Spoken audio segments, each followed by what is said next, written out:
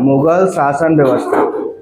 ठीक है, ऐसे इसका पूरा टॉपिक का नाम है मुगल प्रशासन, कि मुगल काल में जो भी प्रशासन चला, इसमें हम लोग 3 टॉपिक्स देखेंगे। मुगल प्रशासन देखेंगे, मुगल काल का कृषि को देखेंगे, ठीक है, और उसका टैक्स देखेंगे।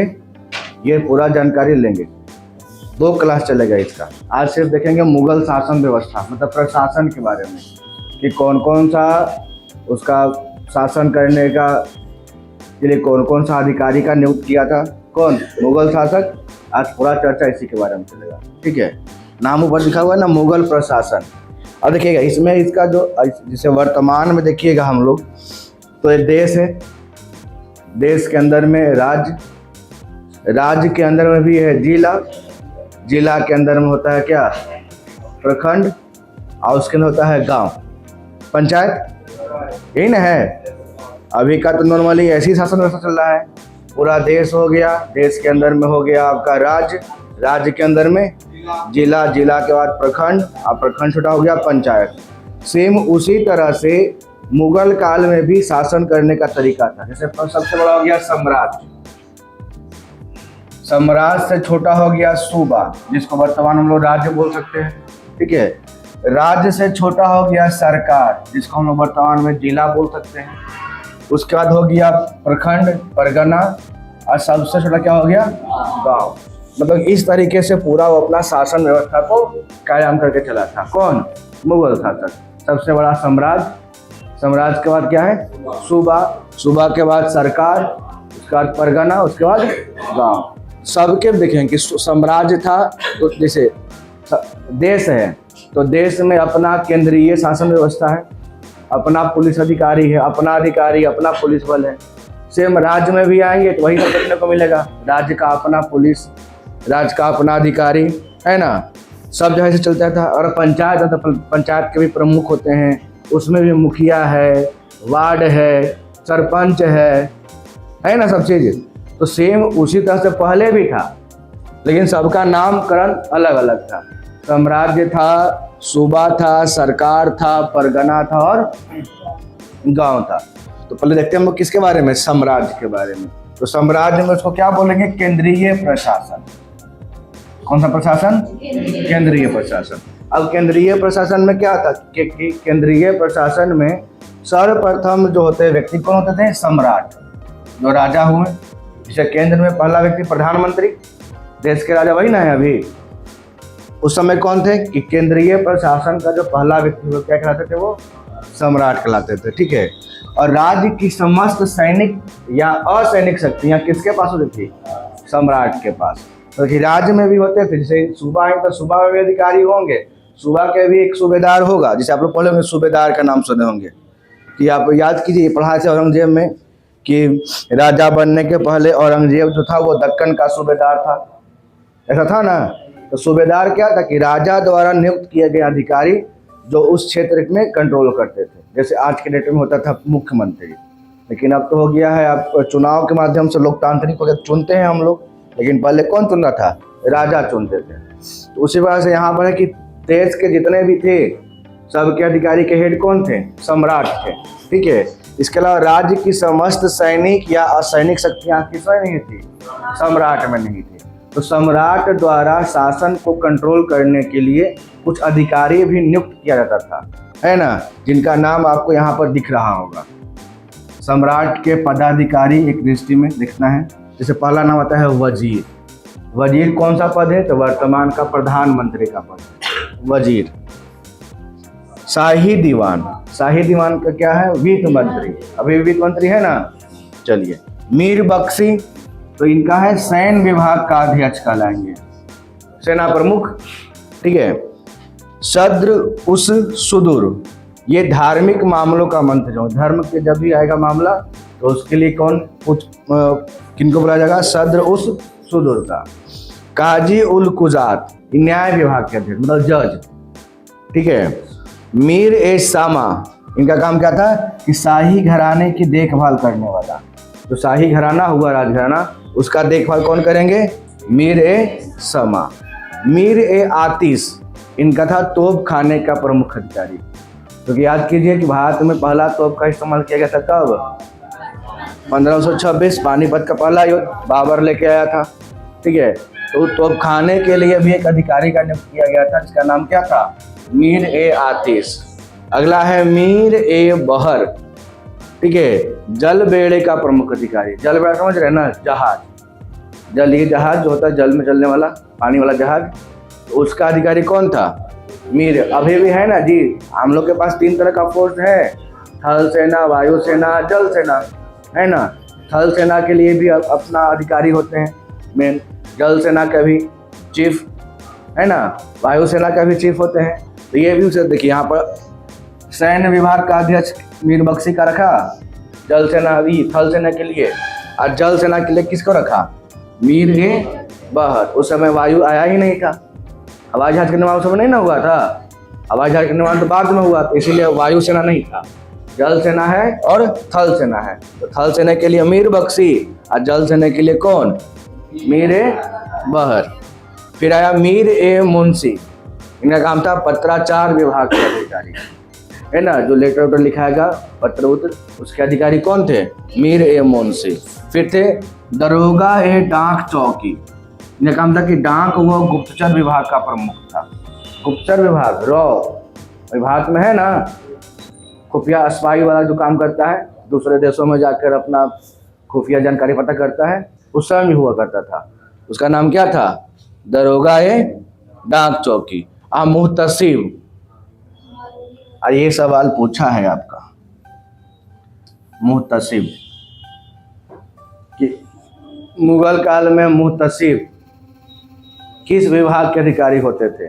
और ऑप्शन दिया रहेगा ये सब, वित्त मंत्री, सैन्य विभाग का अध्यक्ष, न्याय विभाग का अध्यक्ष या धार्मिक अधिकारी। तो मुहतसिब कौन से होते हैं? धार्मिक अधिकारी, याद रखना। मुहतसिब, जल्दी आके बैठिए ना, मुहतसिब हो गए धार्मिक अधिकारी। ठीक है, तो कुल मिलाकर 11 को अधिकारी का पोस्ट है। ठीक है, कौन कौन सा है? वजीर है, शाही दीवान है, मीर बख्शी है, सदर उल सुदूर है, काजी उल कुजात, मीर ए समा, मीर ए आतिश, मीर ए बहर, मीर ए मुंशी, दरोगा ए डाक चौकी और मुहतसिब। याद हो गया? इसमें इंपॉर्टेंट कौन कौन सा है देखिए, हम अंडरलाइन करते हैं। एक हो गया आपका वजीर, दूसरा शाही दीवान, मीर बख्शी,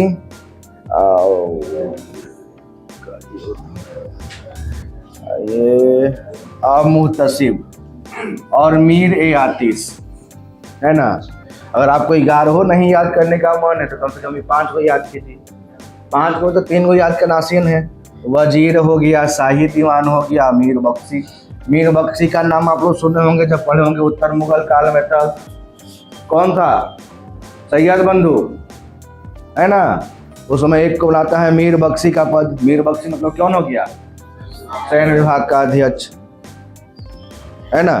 किंग मेकर कौन था? जुल्फिकार खां।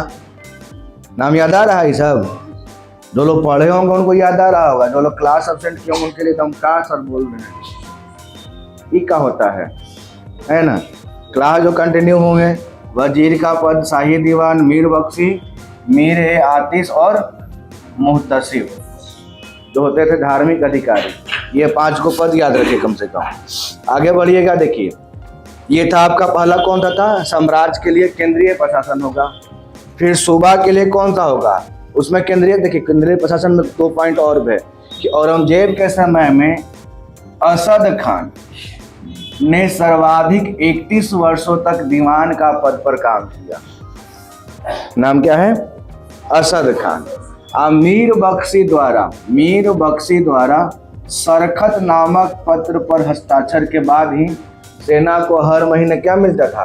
वेतन। क्योंकि सेना प्रमुख कौन होता था? मीर बख्शी। तो मीर बख्शी जब तक मोहर नहीं लगाएगा, साइन नहीं करेगा, तब तक सेना को पैसा मिलेगा नहीं। तो मीर बख्शी का ही काम था कि मीर बख्शी जैसे ही ये पद आता था सरखत, है ना, सरखत नामक पत्र पर अपना साइन किया, मतलब कि वो बिल पास हो गया, किसका? वेतन वाला। और उसके बाद सेना को क्या मिलना शुरू हो जाएगा? वेतन मिलना शुरू हो जाएगा। चलिए अगला आते हैं प्रांतीय प्रशासन। साम्राज्य के बाद क्या था? सूबा था ना। सूबा के बाद क्या था? सरकार। सरकार के बाद परगना, और परगना के बाद गांव, सबसे छोटा गांव, ठीक है। तो दूसरा था आपका सूबा। सूबा में क्या आएगा? प्रांतीय प्रशासन। तो देखिए प्रांतों क्या कहते थे? सूबा। अब प्रांतीय प्रशासन को व्यवस्थित करने का श्रेय किसका था? अकबर को। याद किया कि प्रांतीय प्रशासन को जो व्यवस्थित किया था, उसके पहले क्या था ना कि आप देखे होंगे कि प्रांत जो था वो साम्राज्य में था नहीं, अलग अलग प्रांत जो है ना अपना अपना जो है इधर कब्जा किया तो दूसरा अपने आप को स्वतंत्र घोषित कर लिया।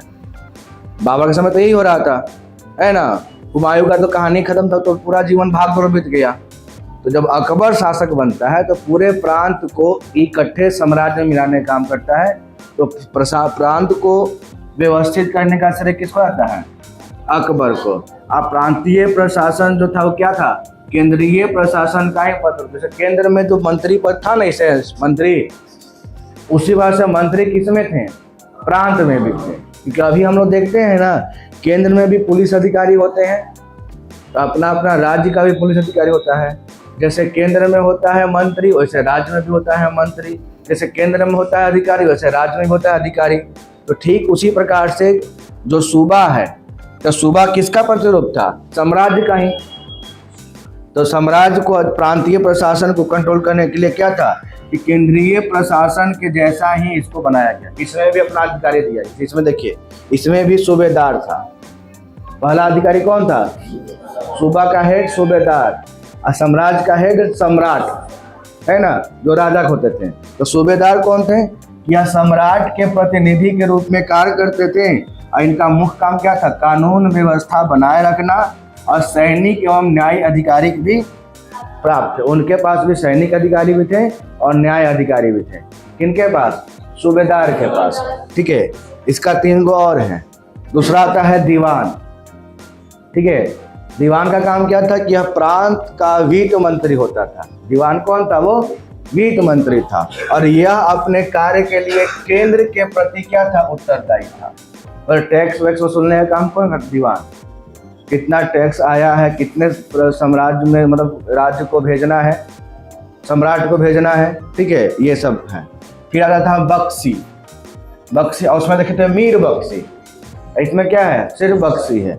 बख्शी क्या था? यह प्रांतों में सेना की देखभाल और उसके निरीक्षण के लिए था, ठीक है। सेना का देखभाल और उसका निरीक्षण। फिर चौथा है का सद्र। सद्र का काम क्या है कि प्रांतों में धार्मिक हितों की रक्षा करता था, ठीक है। और 5वां है काजी। काजी काम क्या था कि यह सूबेदार के बाद यह प्रांत का सर्वोच्च न्यायाधीश था, ठीक है। अगर सूबेदार न्याय नहीं दे पाए तो सूबेदार के बाद न्याय कौन दे सकता है आपको? काजी देगा। ये किस में था? सूबा में।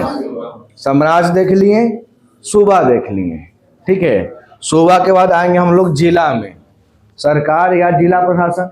तो जिला में क्या है कि जिले को क्या करते थे? सरकार।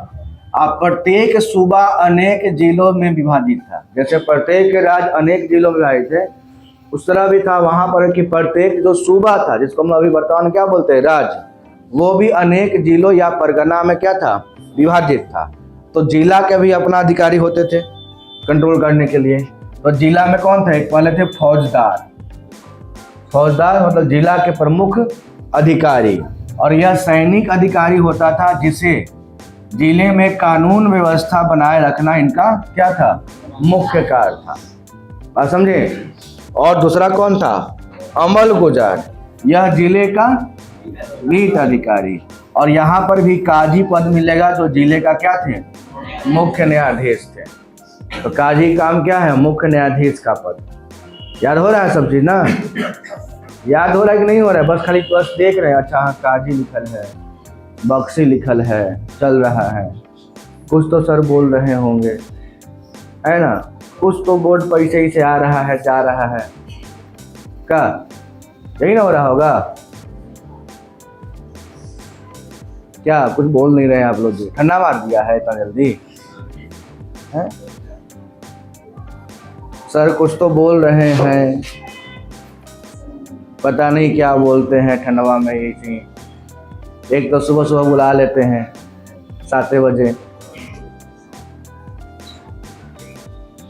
साते बजे नींदे आता लेर लेकर के का ढेर बच्चा का सोने का टाइम है 5 बजे। जब रात भर अपना बिजी रहेंगे तो 5 बजे सोतेंगे। रात भर फोन लगा के हाँ अच्छा ठीक है, अब 5 बजे गहरा नींद आवेगा तो 7 बजे नींद कहाँ से खुलेगा? कोई चांस ही नहीं है। फिर वही लोग अगले दिन आते हैं क्लास में गलती से तो हल्ला करते हैं। आप लोगों में से कोई है जिनका ये आदत हो रात के जगने का? तो यहाँ हम खत्म करवा देते हैं, तुरंत हम एंटीडोज देंगे को सब आज सुधार देंगे। बाबू चांद का वक्त नहीं है, चांद के पास 3 मिनट का समय होता है।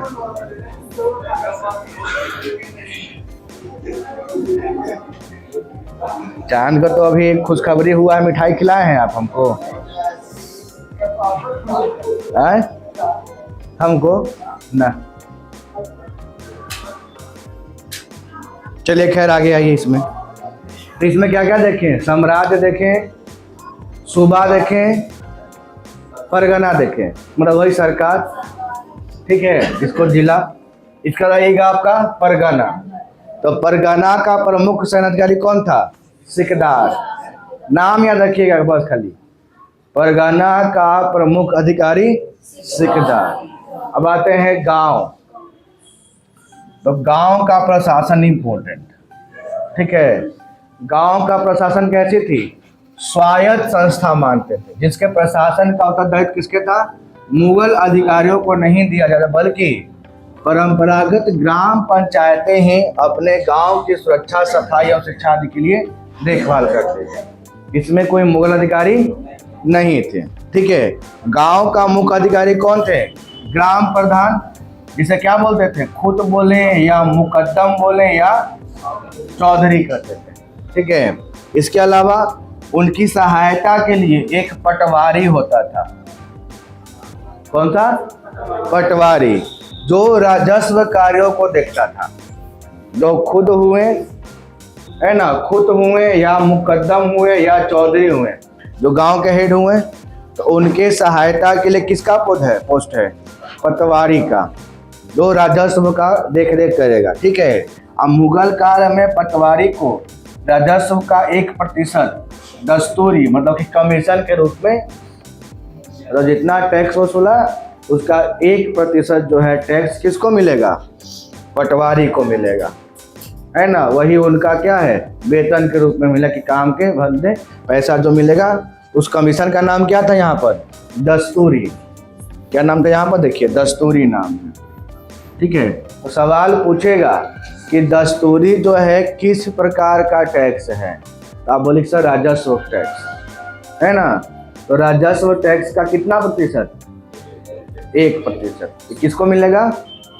पटवारी। अब पटवारी कौन था? चौधरी का सहायक, है ना। अब पटवारी का काम क्या था? राजस्व में सहायता करना, ठीक है। आगे आते हैं। सैन्य व्यवस्था की बात किया जाए, सेना वाला में, तो सबसे पहले इसमें कौन सा व्यवस्था आता है? मनसबदारी व्यवस्था, ठीक है। इसमें क्या था मनसबदारी में?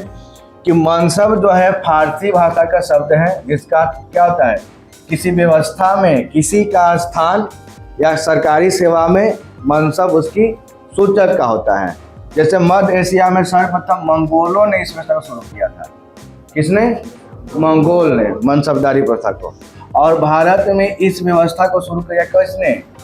अकबर ने, ठीक है। और अकबर शुरू किया मनसबदारी प्रथा, लेकिन उसका 3 वेरिएंट लाया। 3 थी, एक सैनिक अधिकारी, दूसरा लेखा अधिकारी और तीसरा बुद्धिजीवी वर्ग, ठीक है। और क्या था? अकबर ने इन तीनों को मिला दिया और इसका नाम क्या रख दिया? मनसबदार। पहले मनसबदारी प्रथा 3 भागों में बटा हुआ था, 3 वर्ग थे, ठीक है। सैनिक अधिकारी थे, लेखा अधिकारी थे और बुद्धिजीवी वर्ग थे। लेकिन अकबर इन तीनों को मिला दिया, उसको क्या नाम दे दिया? मनसबदार, ठीक है। इनका मुख्य काम क्या क्या था? तो सभी मनसबदार जो है व्यक्तिगत रूप से सम्राट के अधीन थे। किसके अधीन? राजा के अधीन। और प्रत्येक मनसबदार को 2 पद दिए जाते थे, है ना। जैसे बुद्धिजीवी हैं, सैनिक अधिकारी हैं, तो उनको 2 पद देवल जाएगा ताकि आप दोनों संभालिए। कौन कौन सा पद था? जात पद और सवार पद। उस समय का जो पोस्ट था उसका नाम था जात पद। जात पद में क्या था कि मनसबदार का व्यक्तिगत दर्जा था तो उसकी वरिष्ठता का सूचक था, ठीक है। और जात पद से ही उसका वेतन निर्धारित होता था। कितना वेतन? पोस्ट का नाम। जैसे अभी भी पोस्ट में भी रैंक वाइज पैसा मिलता है ना। जैसे पुलिस में है तो सिपाही हो गया, दरोगा हो गया, है ना, इंस्पेक्टर हो गया, उस सबका पोस्ट बाई पोस्ट मिलता है पैसा।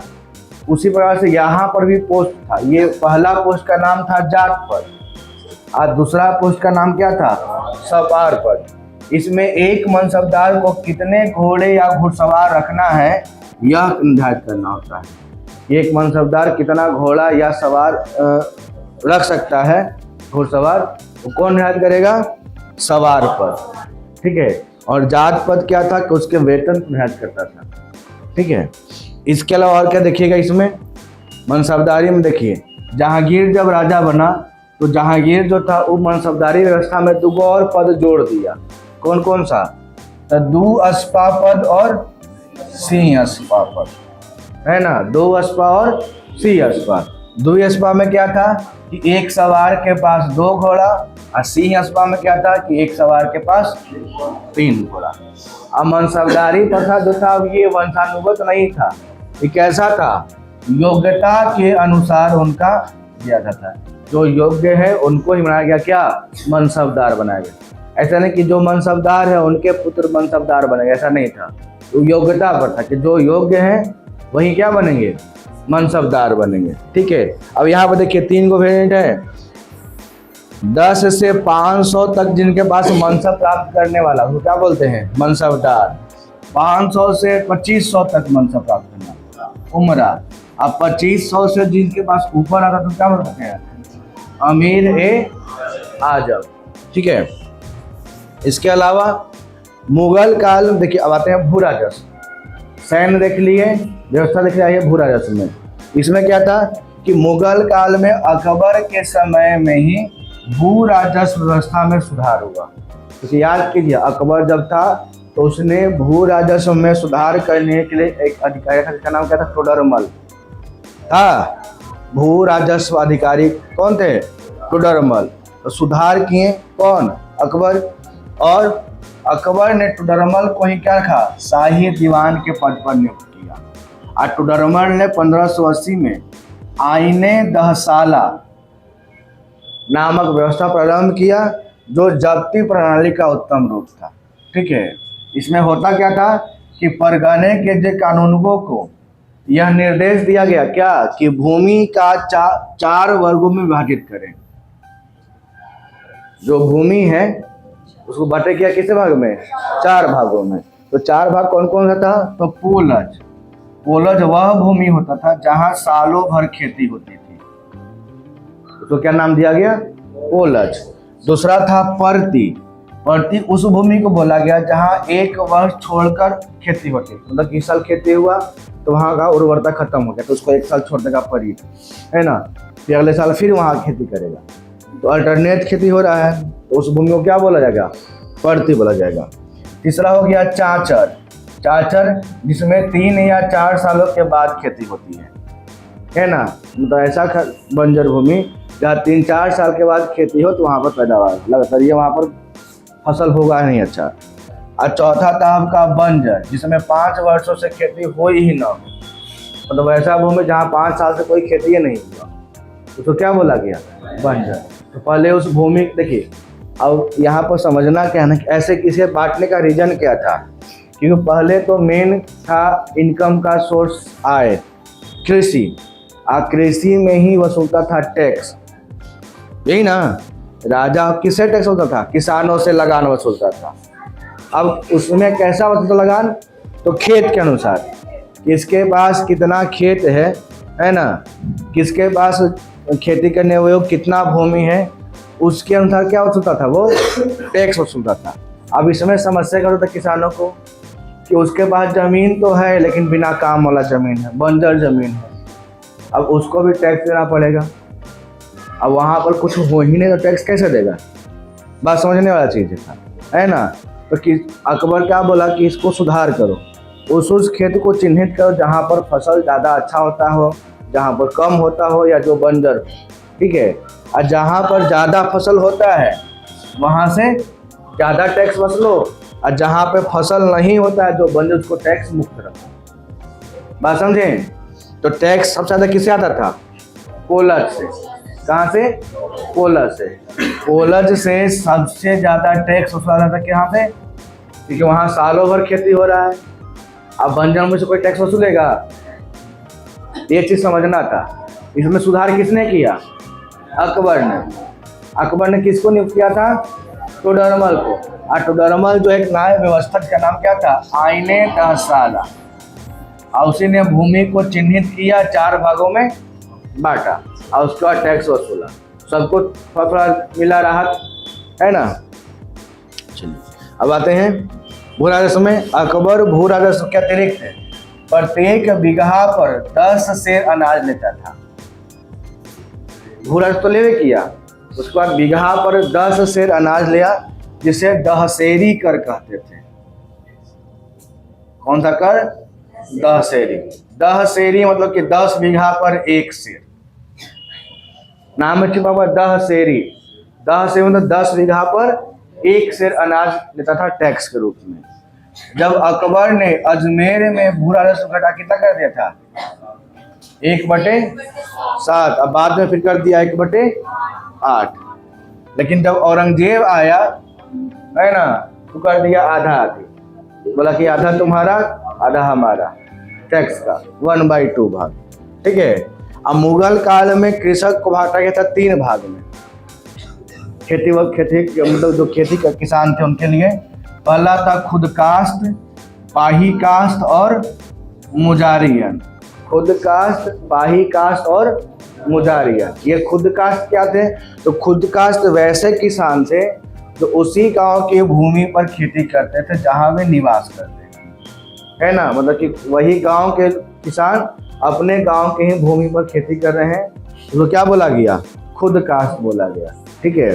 दूसरा हो गया पाही काश्त। तो यह किसान दूसरे गांव में जाकर खेती करते थे, है ना। उनके अपने गांव में खेती जमीन कम है तो दूसरे गांव में जाएंगे, वहां पर वो खेती करेंगे दूसरे गांव के जमीन में, उसको बोला गया पाही काश्त। और तीसरा था मुजारियन।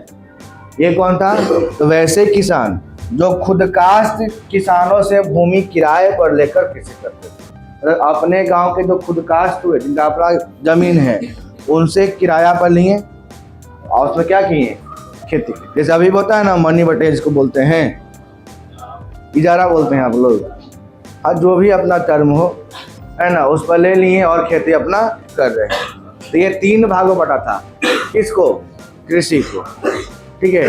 पूरे कृषि को कितने भागों बांटा गया, 3 भागों। खुद काश्त जिनका अपना जमीन हो वहीं पर खेती कर रहे हैं, दूसरा पाही काश्त जो दूसरे के गांव में जाकर खेती कर रहे हैं, और तीसरा मुजारियन जो खुद काश्त के जमीन ले लिए और उसमें कृषि कर रहे हैं अपना जीवन यापन, ठीक है। तो आज रहते इतना ही भू राजस्व। इसके बाद एक पार्ट और है जो कल चलेगा अगले क्लास में।